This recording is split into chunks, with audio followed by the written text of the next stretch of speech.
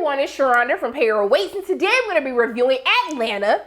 I don't know why I did that. But Atlanta, Season 3, Episode 9, Rich Wigga, Poor Wigga. Y'all, I was feeling a certain type of way when this episode started. So the episode starts in black and white. And also, too, I know I've been late on my Atlanta reviews. Y'all ain't got to tell me and comment on every damn video talking about so you stop reviewing Atlanta. If you watched my live, I gave my reason on why I was starting to feel a little iffy about Atlanta. But I'm back. I thought it was gonna be on time, but y'all know I'd be on CP time. I'm sorry. I'm gonna do better one day. Just work with me, okay? We all a work in progress. But when the episode started, it started in the black and white, and we're introduced to our main character of the episode, Aaron, who's played by Tyreek Withers.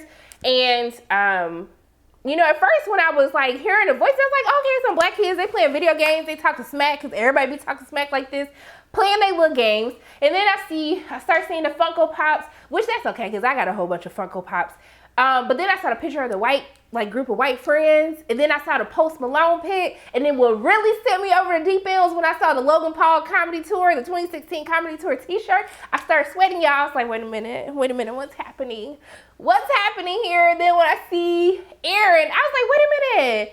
This is white boy got this deep ass voice? Like, what's happening right now? But what really took me out is then when he was talking smack, he gets a text message from Kate, his girlfriend, talking about she got into college. I'm like, oh, okay, great. But then he gets upset and he start calling the dudes on the mic, whatever you call it. I don't play no video games because I'm terrible at it. He called them the N-words, and I was like, Donald, we're not doing this again this week. We're not doing this, Donald. Not another week. So he called them the N-words, then told them to go find their daddies. Ooh, I'm going to hell for laughing at that. But then when he said the monkey noises, I had to pause. I'm not going to lie. I had to pause, and I was like, hold on, okay. Let me make sure I see who's playing this. Okay, Tyreek Withers, because it was also giving me Passing vibes, if you watch Passing on Netflix last year, because it was filmed in the black and white. But Tyreek Withers, he actually is biracial. His mom, I believe his mom is African American. And I know you like, Sharonda, why does it matter? But don't act like y'all wasn't the only one sitting there thinking like, hold on, is this a white boy? Is he mixed? Is he passing? Like, what is actually happening? And yes, there are biracial people who pass all the time, and people have no idea that, you know, they have black family members. So, and ironically, I just watched Tyreek Withers in this movie Senior Year. It's going to be on Netflix tomorrow. So, yeah, Tyreek out here getting these jobs, okay? I see what you're doing. Keep up the good work.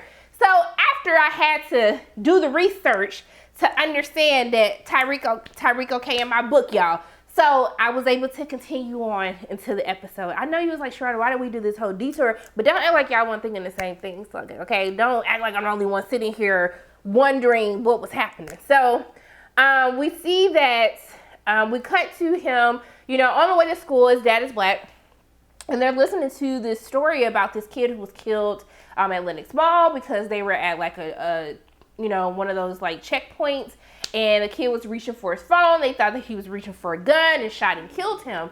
And so him and his dad, they're having this conversation, and I like that his dad like acknowledges like, you definitely are white passing, and you know, he was like, you've been hanging out with your white friends too much. It's interesting because there are people in this country who do pass for other races and are able to kind of code switch in and out, you know, of different cultures. And it's interesting, especially as we get later in the episode, when we kind of see these two kids who are ostracized, because even though, you know, one is from African culture, one is a ADOS person, that because, you know, of their differences, that people don't necessarily consider them black. But I'll get into that later in the episode once we get to that point. So I thought it was really funny when his dad was like, they're having this conversation because Aaron's trying to go to ASC to basically follow his girlfriend, Kate, which I would never tell my child to do. But it's their life. If they paying for their college, do whatever the hell you want to do. But I thought it was interesting because his dad is telling him, like, I'm not applying for FAFSA. We are not taking out loans. And I was like, that's right, Daddy. For anyone who's sitting up here talking about that his dad was messed up for not doing that, y'all have not had to pay back these student loans. I would never want that for my children. Like, look, my mother had me take out loans, and I was just like, Aaron, you don't understand right now. Your dad is actually trying to help you have a better life. You just don't get it. But also, too, it shows the cultural differences on how, like, and I'm not saying black people are not a monolith, but in my experience, you know, I always noticed, like, because I went to a predominantly white school, high school and college, and how kids' parents were like, oh, my parents are paying for my college and stuff like that. And I was like, Mama ain't got no damn tuition money for no college. Like, I worked 15 million jobs just to pay the rest of the balance that we couldn't get approved for loans. So it's interesting to see these differences, you know, especially because we're at a disadvantage because we don't have hundreds of years of generational wealth. And y'all can fight me or argue me in the comment section. It's the damn truth, okay?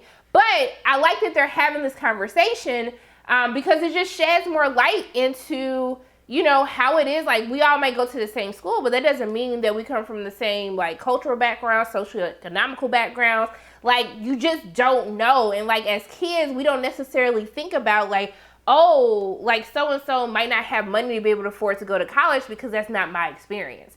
So I thought it was interesting, especially with the title, Rich Wigga, Poor Wigga. I just thought this whole dynamic and these little intricate details that are happening throughout the dialogue, I thought it was really nice. Now, when he told him that him and his daddy and his aunt gonna take him to Golden Corral when he graduate, I was like, that is a typical black parent thing. Lord, I want you to release my parents from the hold that Golden Corral has on them, okay? You released me from Old Country Buffet, except for the peach cobbler. Peach cobbler was still good and the chicken was good. And you released me from Ryan's and them honey butter biscuits. I want you to release my parents from Golden Corral. Literally every time my parents come to Atlanta, I'd be like, hey, let me take you to a nice restaurant. Let me take you to Chops or something. They're like, let's go to Golden Corral. And I'm like, we will not do that. I will not let sodium have you in this chokehold that it does, okay? We're not. But that was very on brand for his dad to tell him that that's where they were going to take him for his graduation. But I love how his dad tells him, I love you.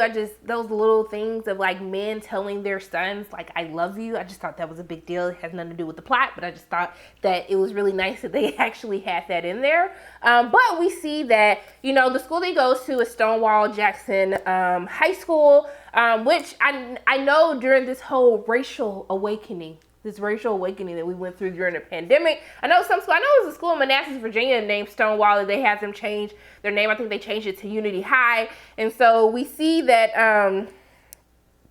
they end up going to this assembly. But also, too, random side note, because, you know, I just be having this thing about parents. When his dad told him that when he graduated, he knows that he's going to have to pay rent, I just really want us to stop doing that. Like, I get it. I understand, like, you're an adult now. I don't want you to feel comfortable that you're going to stay in my house. You're going to eat my food. You're going to use up my AC. Like, but, like, damn, can I get a grace period? Can I get, like, a 6-month grace period before we kick into paying rent? Because my mother did the same thing to me, and it pushed people, like, you push kids out to just go and get more debt, but it's not like, hey, I want you to stay here and, like, pay off your debt first, and then you can go get you something. Actually, why don't you save up for a house and go buy you a house and, like, live in that? I'm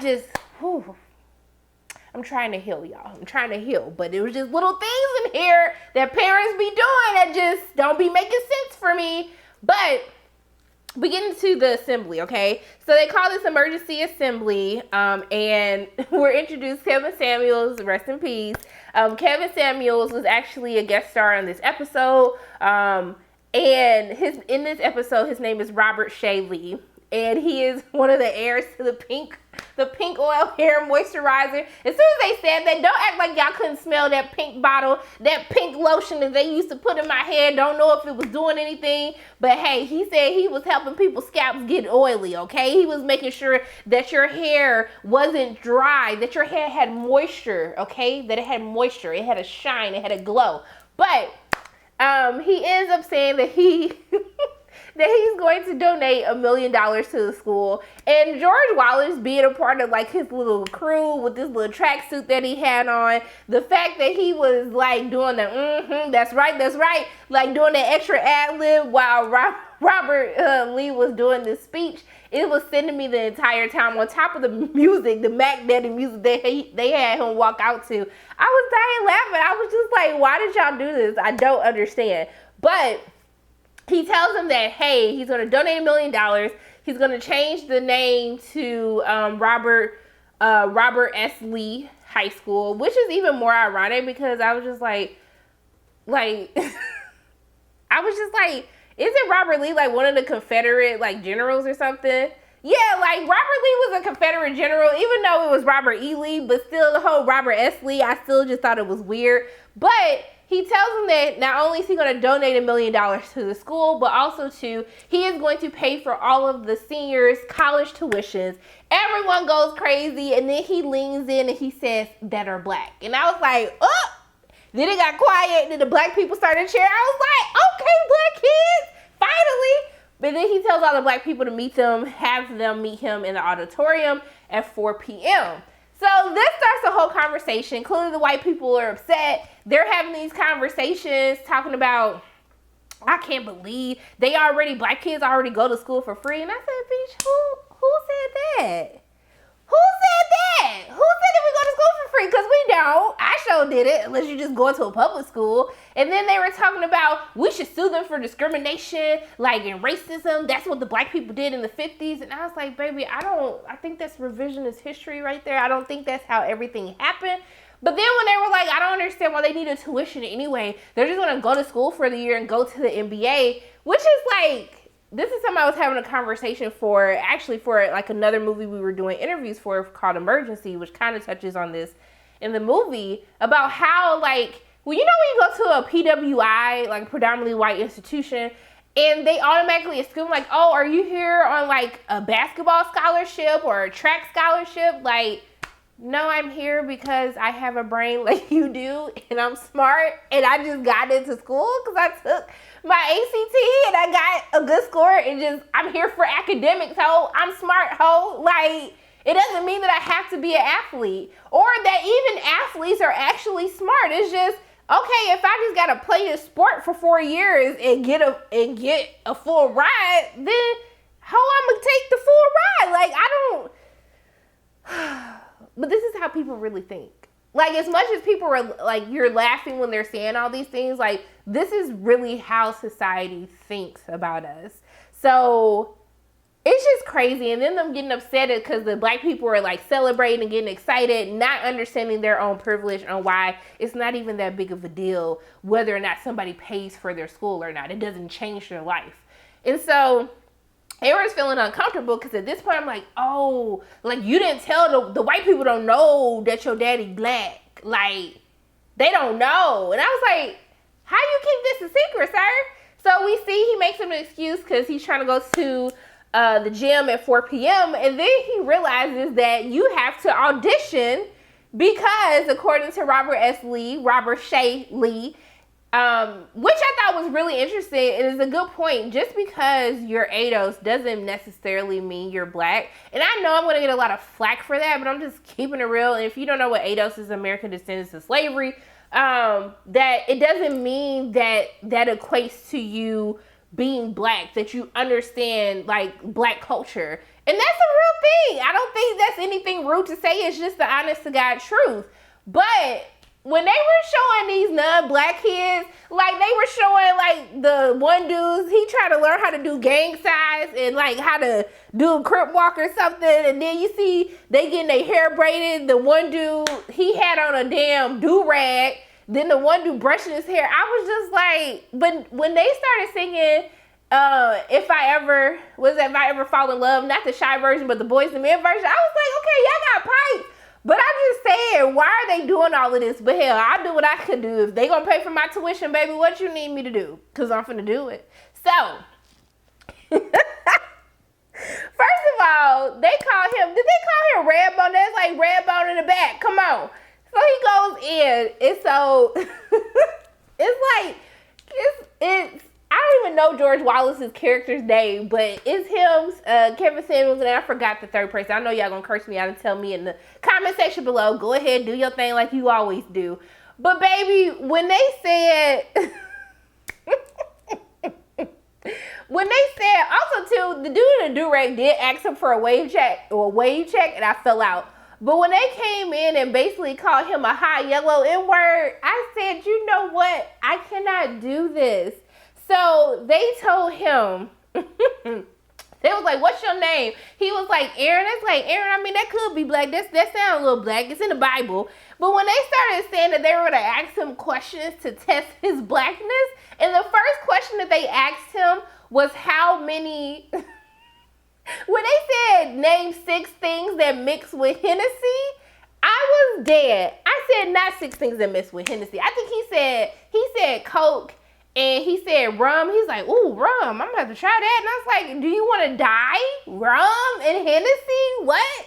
But I was very disappointed. I don't know if you guys, I was highly disappointed that I did not hear Hypnotic as number 1. Like, a Green Hulk, I feel like that is the blackest of black culture. If you didn't say Hypnotic, I felt like he should have automatically been disqualified. Like, yeah, Hen and Coke, but Hennessy and Hypnotic, that's where it's at. Now, if you say Hennessy and tequila for a Hennessy margarita, then that, I feel like Hennessy margarita and Hennessy and Hypnotic, like, you have to say that. Like, if you don't say that, like, that's a problem for me. Like, your blackness is automatically canceled, okay? But then we see that they asked him to tell him, like, what happened to, he was like, did you hear about the kid that got killed at Lennox? And he was like, yeah, and he's explaining the story. And they were like, that's not what I asked you. What you were supposed to say was, And that was like, that's what black, they be like, that's just a shame. I mean, that's the stuff that be happening. But when they said, what else were they saying? They were like, how long you let chicken sit on the stove? Is it Will or Jada? If someone put their foot in it, what did they do? I was just like, the questions were sending me the whole time, like, what color are Wendy's napkins? I just wanted to be in the writer's room when they were coming up with that scene, and what questions were they going to ask him? And so he was answering the questions, but then they were just like, hey, you're not black. Like, we can't give you a scholarship. You're not black. And then when they basically said, look at the clothes that you're wearing, like, I can tell that you only hang around white people. You're not actually black. And so, now Robert Shea, I keep saying Kevin Samuels. Robert Shea, he didn't have to call him a Clarence Thomas, okay? Even George Wallace, because I can't even think of his character name, he was like, damn, man, like, he ain't that white. You didn't need to say Clarence Thomas. That's like the ultimate diss. Like, you call somebody Clarence, like Clarence Thomas, like that. I was like, okay, he's not that white. Okay, Robert, like, he ain't that white. He still answered the questions. So we see that he's upset. He's like going off talking to his dad and stuff. But then that gets interrupted because we see that Kate is talking to DeAndre, who was one of the black football players. Like, I can't wait to see you next semester. He was like, hold on, ho. He didn't call her a hoe, but I'm just saying that's what he was thinking. But he gets into this whole argument with Kate, and she was just like, I know you're not going to ASC, and we should just break up now. So she didn't broke up with the dude. He get upset, and so this kid, I guess he was tapping into his other side, his white side. And I know it sounds terrible, but that's what y'all was thinking. I'm just saying what y'all was thinking in the first place. He taps into that side, and he starts creating damn flamethrower. I said, sorry, like, it's just a video game. You're not supposed to be actually making flamethrowers. So he makes his flamethrower. He goes to the school. He finished at the school on fire, but then he runs into another black kid who basically was told that he wasn't black enough, which I find very interesting because we get into this other debate, especially against African Americans, black people versus African people. And there's always been this like divide between blacks and Africans in America. And I'm just like, y'all, society still see both of y'all as black. Like I don't understand. But when he talks about how he was rejected because he can pull from another culture, right? Like, they know their traditions, you know, he can pull from his Nigerian cultural traditions, the food, all these things. And so basically they said that because he has another culture that he can reconcile with, that basically he wasn't black enough either. So, child, I'm thinking they gonna like partner up together, but then they started talking about each other, and then they started trying to kill each other with the flamethrowers, and I was really confused. Just like I was confused by that whack-ass joke that Aaron made about him being dark. I said, baby, don't say that again. Don't do that. That Don't do that again. So, baby, they trying to kill each other. I'm just like, now wait a damn minute. They trying to kill each other. I mean, y'all can take different parts of the school and burn it down if that's what you want to do. So I thought that he was really finna kill Aaron. Like he had got him. He had already set his damn feet on fire. So, and then before he can hit the flamethrower, because he had the higher ground, he got on the roof somehow. The police ended up shooting him, so he go down. I was like, dang, man. Like, that's so sad. And then Aaron puts his hands up. I guess he's trying to use his whiteness. Robert Shea Lee, he shows up to the school talking about what happened. Now, I'm not gonna lie, y'all. This is no bias just because it's Kevin Samuels. Kevin was not the best actor, okay? He was not the best actor in this episode. Some of it just sounded really fake, but I still thought his character was funny. And I'm happy that I'm happy that they didn't use him in relation to like how we know him. But when he came and told the kid who had got shot that like, hey, I'm gonna give you the scholarship because getting shot by the police is one of the blackest things that could happen to you. I said, now this kid is being rewarded for going up to the school with a flamethrower, getting shot by the police, so he's getting a scholarship. Then he tells him that he's gonna pay for all of his medical expenses. But then we see Aaron is actually the one who ends up getting arrested. So we go to a year later. We see that Aaron has fully embraced his black side. I ain't gonna lie, y'all. I'm gonna keep it real. I'm gonna keep it honest with you, okay? Was Aaron looking a little scrumptious with his fade, with his little earrings, and him doing his brush like this the whole time? You know, I'm just gonna say that black Aaron was really growing on me, okay? It was growing on me. And then he was talking to the black girl and everything. And then we see that Kate shows up.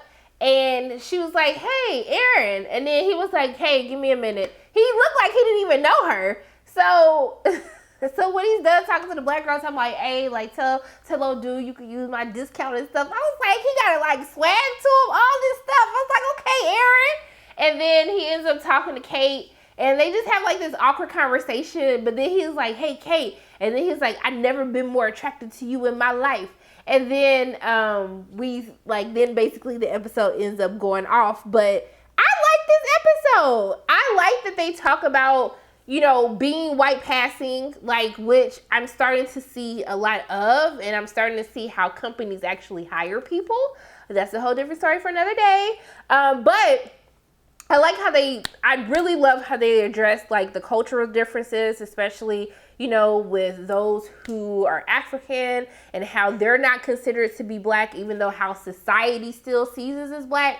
Now, they could have went down that whole road of talking about how white people see us or whatnot. But I like that they just kind of stay within like, what does it mean to be black? And kind of like you see that they always question Donald Glover, like, is he really black? Like, he dates this white woman. Like, what does he know about black culture? Like, all of these things, like, these are things that we are constantly questioning about time after time again. And when we see a lot of people talking about, like, black people are not a monolith, we are not always the same. And even in Hollywood right now, like, I feel like they try to portray black people to be, like, this one certain type when there's so many different levels to what it means to be black, of what black culture means to us, of how we see the world as black people, all of the different intricacies of what makes us who we are in society. I like this episode. I really did like this episode. I'm not gonna lie. Like, I was like, okay, Alina, I might cut y'all some slack. I might cut you some slack on this season, but I did enjoy this episode, and I did like that whole scene of them asking them questions. That whole, what 6 things can you mix with Hennessy? That's the question that sent me. That's the question that really sent me. But yeah, like I'm still on the fence with Atlanta this season, but this episode was fine. Like I said, Tyreek Withers did his thing. I would love to interview Tyreek and really like talk to him, because I think Tyreek was on YouTube as well. Before acting and all of this. I don't know, child. Let me not get into Tyreek's life. But Tyreek, if you watching, let me interview you, okay? But let me know in the comment section below, what did you think of this week's episode? Those are my thoughts on Atlanta Season 3, Episode 9, Rich Wigga, Poor Wigga. As always, my name is Sharona from Hair Weights, and if you like what you saw today, make sure you hit the like button, hit subscribe, share this video with your friends, and make sure you hit that notification bell. And I love you guys 3000, and until I see you.